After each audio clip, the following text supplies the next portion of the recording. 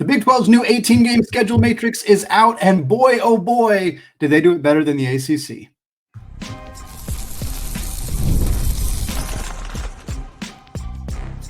You are Locked On College Basketball, part of the Locked On Podcast Network. Your team every day. What's up, folks? Welcome into the Locked On College Basketball Podcast, a daily national college hoop show, part of the Locked On Podcast Network, your team every day. We are your co-hosts. I'm Andy Patton. He is Isaac Schade, and you are joining us at the place to get your college basketball content every single day, Monday through Friday, 5 days out of the week throughout the off season and into the season. We'll have a sixth show as well. Folks, I want to thank all of you for making the show your first listen or your first watch of the day. Remind you that you can check out this show ad-free on Amazon Music. And, of course, give a special shout-out to those everyday listeners and those of you hanging out with us in the Locked On College Basketball Discord channel. Also want to give a special happy Father's Day weekend. Isaac, hope you got some fun things planned for yourself, your family this weekend. I know we're going to head out to a baseball game with my dad. I'm very excited about that. Should be fun. Nice. We're talking Big 12 hoops, though, today. On our Friday episode here of Locked On College Basketball, the conference opponent matrix came out on Thursday. We're going to talk through which of the contenders in the Big 12 have the toughest conference schedule, the easiest conference schedule. Also talk about just the makeup of how the Big 12 is releasing their schedule and compare it to the ACC and the SEC and the other power conferences who are all trying to navigate how to put schedules together with their incredibly bloated conference schedules. And then we're going to close out the show. We're going to do a fun little quiz thing. I'm going to quiz Isaac on some fun roster outlooks for the upcoming 25-26 season. We'll get to that to close out the show. But Isaac, we start the Big 12. Last year, they had a 20-game schedule. This year, it's down to 18, which means Houston's 19-1 record may never be broken in the Big 12. Nobody else getting 19 conference wins anytime soon, at least until the conference probably goes back to 20 games at some point. But for how this will work, every team in the Big 12 will play 6 teams just at home, 6 teams just on the road, and then 3 teams twice. So 6 plus 6 plus 6, that gets you to your 18 games. You end up playing every team, and that seems so simple. And yet, Isaac, there are other conferences with 18-game schedules that are not doing this, and it feels like this is the way to go, at least in my opinion. What do you think? Yeah, look, so the ACC has also reduced to 18 games, and theirs is weird and wacky, and I don't like it. Before I just bag on the ACC, let's say one thing positive. At least the ACC rode with their 20-game schedule for like 5 or 6 seasons. Yeah. They started it, their 20-game schedule back in the season that wound up being the COVID season, 2019-20. And so they've had a 20-game schedule every year since then, other than 2020-21, because everybody played like 5 games that year because everything got canceled. With the Big 12, where we kind of have to chuckle at it before we say how they did this well, is literally they did a 20-game schedule for one season, Andy. Literally last season was the only time they did 20. So fine, whatever. I really like this makeup. You have 6 total games that are home only, 6 total games that are road only, and 6 total games that are, 3 opponents divided up into 2. I like that equanimity. Is that a word? I don't know what we're doing here. But I like it. I'm really sure. I like that balance. I like the symmetry of it. I know I like equanimity. You know what I mean when I say equanimity, right? I did know what it meant. Speaking of this just popped in my head. Andy, I saw this thing today, and then we'll just quickly move on. Apparently, hurricanes cannot cross the equator. Did you know this? I did not know that. No. Because of how they spin like differently. That makes sense. Yeah. Yeah. And it's like when you get within 5 latitudinal degrees or longitudinal, whichever that would be, of the equator, like it can't go any further because of how things balance. Anyway, it's weird. Look it up. I'm floored. Anyway, let's get off of all that. The ACC, Andy, they roll out their 18-game schedule. You literally don't play one of your conference opponents, and you play one home and away. There's one rival every year, and then another one that's changing every year. And then everybody else you play once. And I get it. The ACC has 2 more teams in it than does. Well, that's part of it. They got to figure out how to do that. But I'm like, if you're the ACC and you're already not going to play one of your opponents, just make it a couple more opponents and have more home and away, something different. Yeah, I don't understand why you wouldn't just do exactly what the Big 12 did and just rotate those two teams out that you don't play and just have and because the Big 12, and we'll get to it in a second, but the Big 12 like seems to be pretty consistent about trying to keep the rivalries both home and away, like BYU, Utah's home and away, Arizona State's home and away. Like the ACC could do that and ensure they have the partners that are annual. Right, it's just one though. It's just one. Like North Carolina doesn't play Duke and NC State home and away, which they should. That's what the problem is with the ACC. I'm tracking with you. Yes, absolutely. And like for the ACC, they could do it from a standpoint because the ACC is struggling right now because of analytics and net.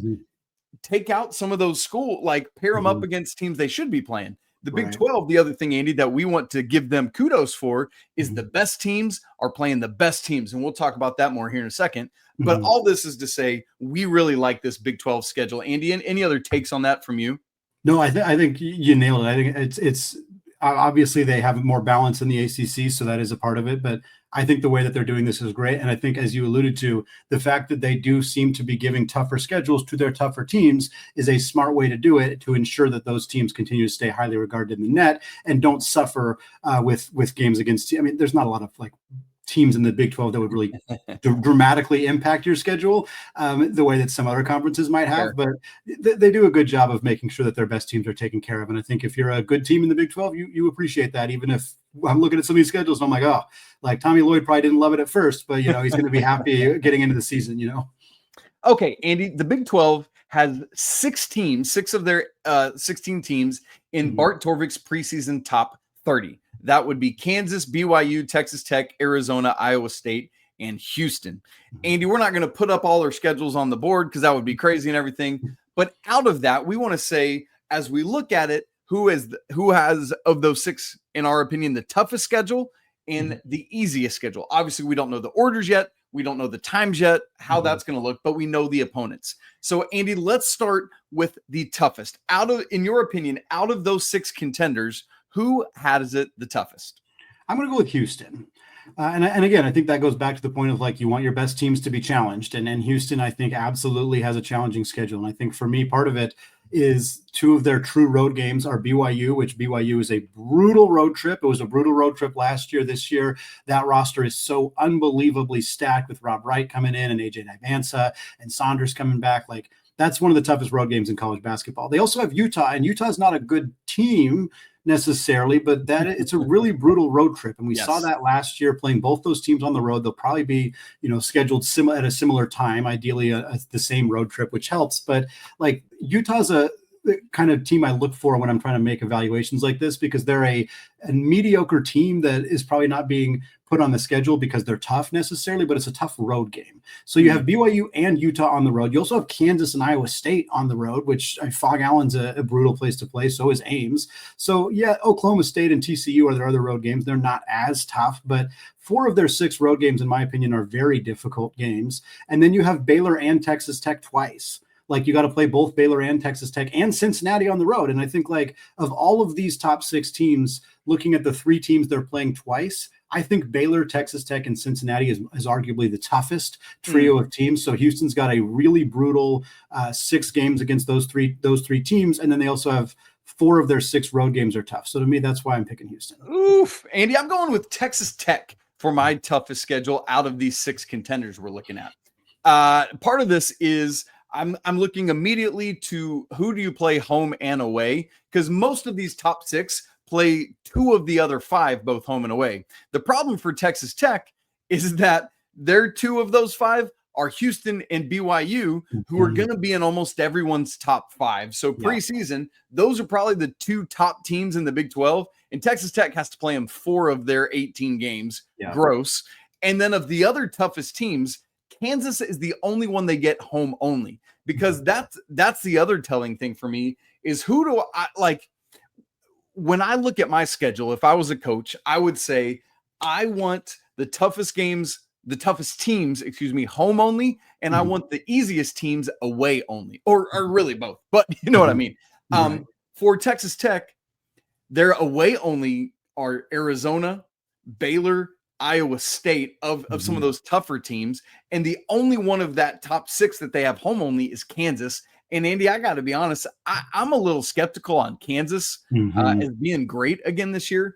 And so it's just like Texas Tech's schedule, man. It is really, really difficult to me in terms of who they have to play twice and who they have to play road only. And, they should win probably 5-1, 4-2 at home, but they've got to do that because the road and the home and away both is going to be really difficult. Yeah, of the 6 teams that they play just at home, if they go anything worse than 5-1, it's a disaster out of those teams, because outside of Kansas, Cincy, Kansas State, Oklahoma State, TCU, and Utah, they need to win every one of those games, and they probably will. But that is an incredibly easy home schedule for them.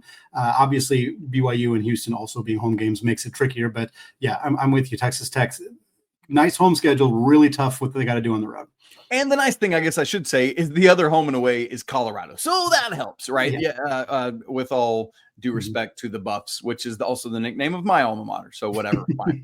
All right, Andy. Now, those are the contenders we think that have the most difficult schedule. But we all know teams want to look at their opponent schedules and say, oh, man, they got off easy. So, Andy, we're going to do that now. Which of these top 6 contenders in the Big 12 has the easiest of the conference schedules, and which of the teams outside of these top 6 contenders of those bottom 10 could jump up into that top 6? We'll have that conversation in just a second. Right after I tell you about Monarch Money. Do you ever check your bank account and just start scratching your head and wonder, where did all my money go? Because between dining out, which is so expensive these days, online shopping, entertainment, it's so easy to lose track of it all. Well, good news, that's where Monarch Money comes in. It's your personal CFO giving you full visibility of and control over all your finances. Monarch Money, it's not just a budgeting app. It's a complete financial command center where you can track all of your accounts, your investments, and your spending in one place. So you stop just managing your money and you actually start building wealth. And instead of juggling multiple apps, like having a folder on your phone with 87 financial apps, you can use Monarch alone for all of that to check your finances, track spending, even plan long-term goals. My wife and I, we're always trying to be on the same page with finances. And let me tell you, Monarch Money helps us do that more smoothly than ever. So join us. Take control of your finances with Monarch Money. Use code LOCKEDONCollege at monarchmoney.com for 50% off your first year. Again, that's monarchmoney.com, code LOCKEDONCollege for half off your first year. Andy, we've just taken a look at which of the Big 12 top 6 contenders has, in our opinion, the toughest conference slate.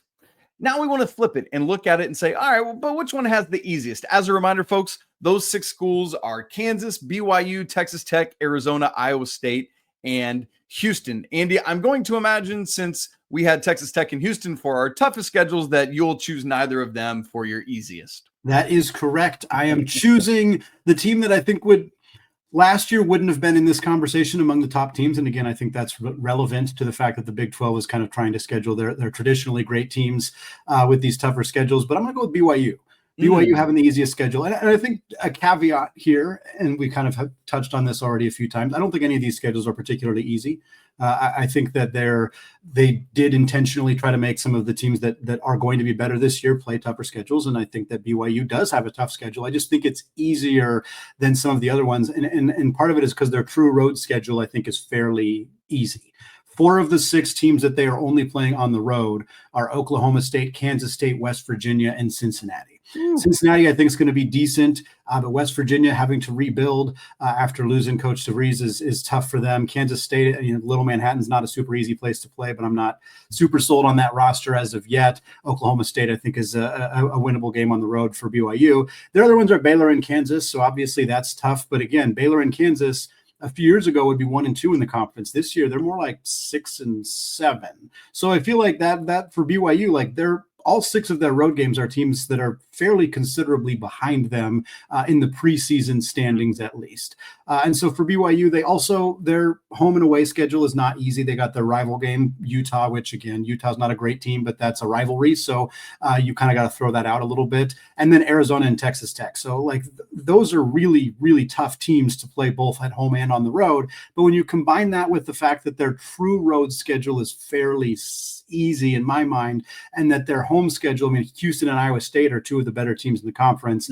and BYU gets them at home. Houston's a very tough win at home, but if you're going to play them, and you're going to play them, you play everybody, you want to play them at the Marriott Center. That's your best chance to win. Same with Iowa State. So I think the fact that they're not going to Houston, they're not going to Ames, they're not going to Central Florida, which I know is not a good team, but a brutal road trip. Like, this BYU schedule is still tough, but I think easier than most of the other schedules on here, and easiest among these top 6 teams.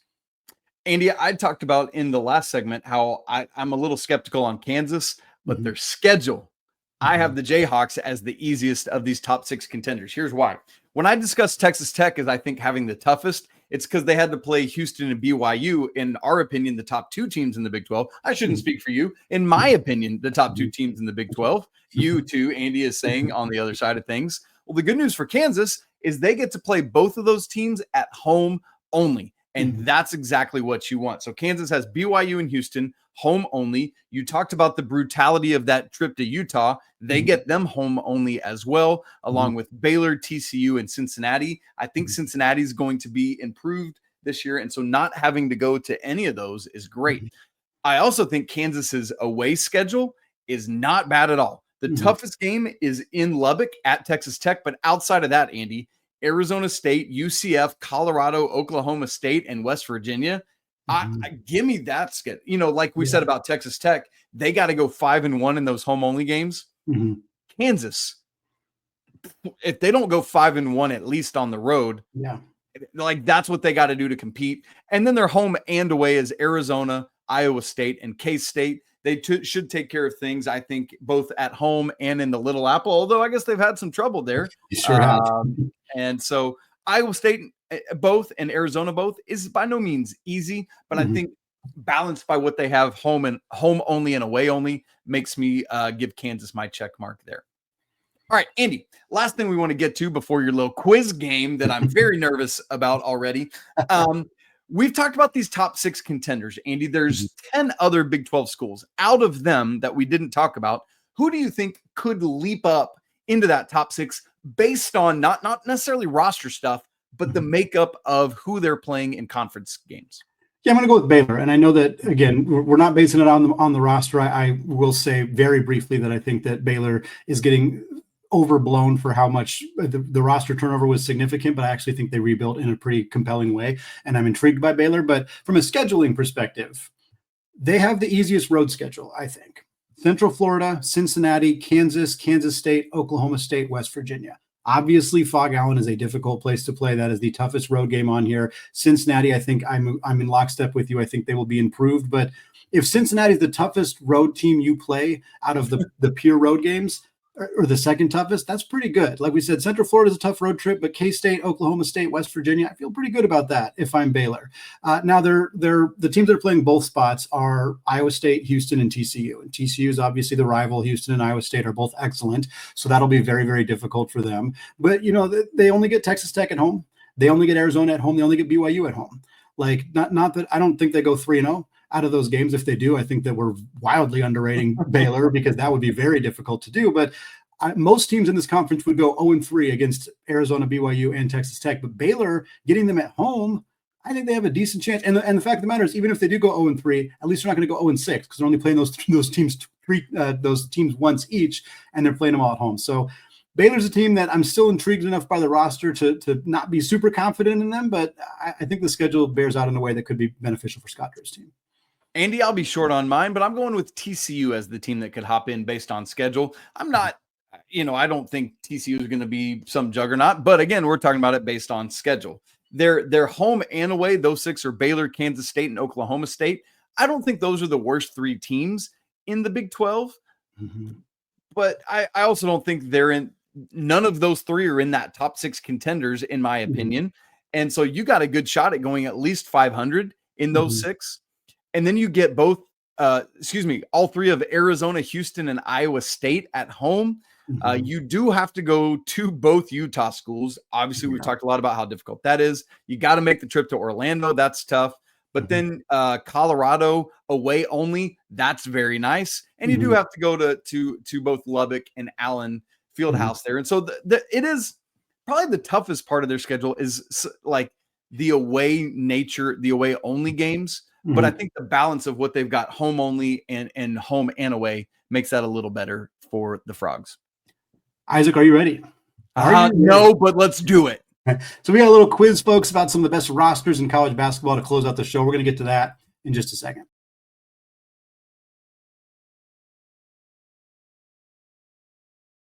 All right, folks, closing out the show, we're going to have a little fun. It's something we've been talking about doing during the offseason a little bit and haven't actually found a way to do it yet. So we thought, why not on a Friday here in June, kind of closing out the week with something a little bit more fun. So what we're going to do here is I'm going to quiz Isaac and what we're using. And Isaac does not know any of this. He's learning. I know nothing. Literally, as I am telling him this right now, I had to switch to a different note sheet that we don't have shared between us. We're going to use Evan Miyakawa's recently updated roster outlook tool. If you guys haven't checked this out, evanmiya.com is a fantastic resource for college basketball content. I've been using it literally every single day since the offseason started because of the transfer portal tracking that he does. But what he came up with was it's basically a tool where you plug in a roster and you can kind of make a few adjustments to the roster, and it'll spit it out a projection for where that team would be ranked in the preseason. And it's based entirely on the roster. It is not taking into account the coaching staff or anything like that. It does take into account continuity. So if the roster has, none of these guys have ever played together, it will factor that into the progression or to the projections. And what it gives you is a grade for the roster kind of presented as a range in the rankings. So like 1 through 4 would be like a team that I'd expect to be ranked in the top 5, or 25 through 32, or 150 through 160, depending on where it thinks that team would end up being in the preseason rankings.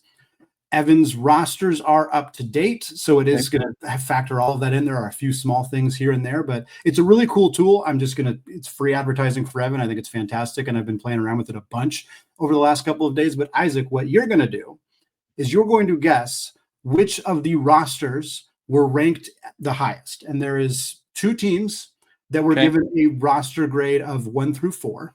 Okay. There were 2 teams that were given a roster grade of 2 through 5. And then there were 4 teams that were given a roster grade of 2 through 6. Okay. So my plan was to make you guess the top 5. It's really a top 8, which is a little bit of a gift to you, I suppose. It's an early Father's Day present. You're trying to guess the top 5, but 8 answers are right. So that makes it a little bit easier for you, right? Yeah. And so again, it's based entirely on the roster. It's not factoring into account like the coaching staff, things of that nature. It does have incoming freshmen and the projections for how well in returners. Does it include returning players? It's everybody. Okay. If you plug in a roster, it is their updated roster. I will say there are a few, like, here's a spoiler for you, like North Carolina's not on there, but it doesn't have Luka Bogovac, but you can plug in like ACC starter and it'll kind of project how that roster with an ACC starter would be added onto it. I did that with Bogovac. I'll tell you right now, North Carolina's still not in the top 5 at that point. But so with all those caveats, who are some of the teams that you think might end up here in this top 5 or top 8 best rosters in college basketball at this point? Okay, well, this is where I'm really sad that I have not been up to date on my Evan Mia subscription and have not been looking at this because I would probably already know and have been. It did come out like 2 days ago, which is part of the reason I thought we could probably sneak it in here. Dang it. So Evan, if you're listening to or watching this, I apologize, and I will get on that very quickly. Andy, I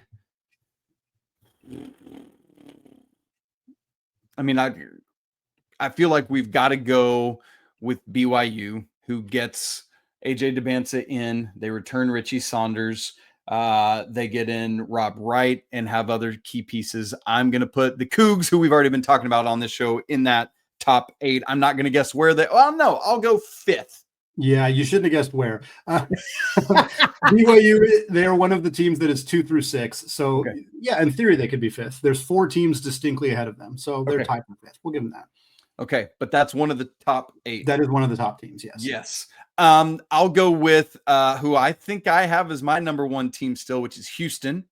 So Houston's the biggest surprise that's not on here. I thought you were going to guess Houston first. And in fact, I will say this, when Evan did his write-up about this, he specifically called out Houston of a team that's like, I would have them higher based on Kelvin Sampson and things like that. But the matrix doesn't like their roster. Okay. I think it's because it's got a lot of freshmen on it, but they were like 10 through 15 or something. So they're very close. I should be writing down the teams I've already guessed. So I start with BYU, Houston.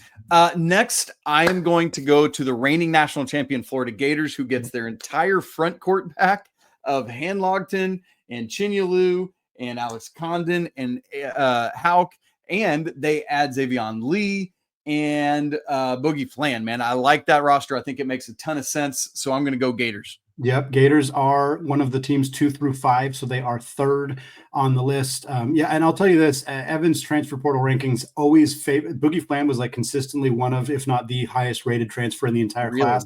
Wow. So I kind of figured that Florida would be really high with him on the roster, but they deserve to be there regardless of how you feel about Boogie, and they are. Yeah, number 3 for them. Okay.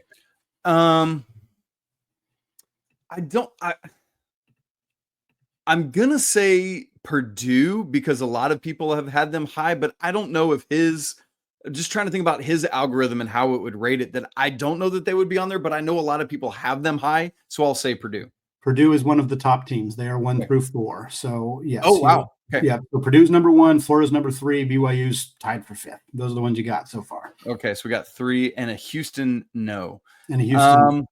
I have questions about this team and how the pieces all fit together, but boy, from a roster amalgamation of talent standpoint, I think Evan's algorithm would put St. John's in this mix. St. John's one of my top guesses, but no, they're not on here either. Wow. Okay. I was surprised by that. I thought St. John's would be on here.